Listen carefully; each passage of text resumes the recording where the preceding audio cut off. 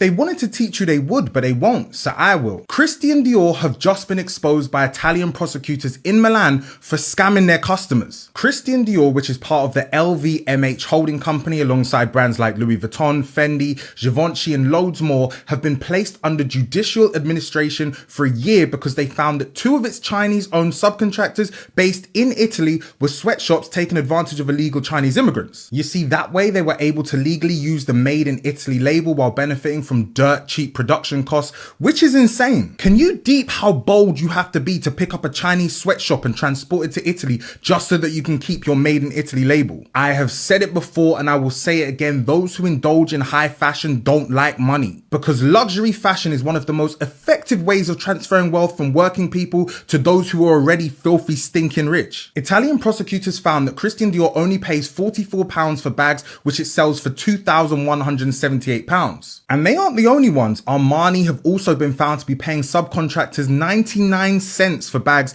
that they're selling for over $1,900 in their stores. Why this is so wild is because normally when we look at the markup of designer goods, they're usually just estimations, but this is concrete proof from investigations carried out by the Italian legal system. Every piece of Christian Dior and Armani clothing and apparel is now, in my opinion, worthless. You can't go anywhere flexing Christian Dior now. We know how much it's really worth. It's now a victim's brand because wearing it lets us know that you were a victim of a robbery. Imagine working a whole month and putting most of your monthly wages into a bag that costs less than £50 to make. But what is concerning is that despite the cost of living crisis, according to studies, 68% of UK consumers would consider a luxury brand purchase. The figure grows to 90% among younger consumers aged between 18 and 34, which is crazy in itself because this is the age group with the lowest earning potential. Consumerism really has us in a chokehold and it is not letting go. Anyone who knows anything about money will tell you to avoid luxury brands because creating wealth is about how much you spend, not how much you earn, and clearly spending on designer brands is terrible value for money. Now, there's nothing wrong with spending a little extra money on clothes, but at least ensure that the fabric is of good quality,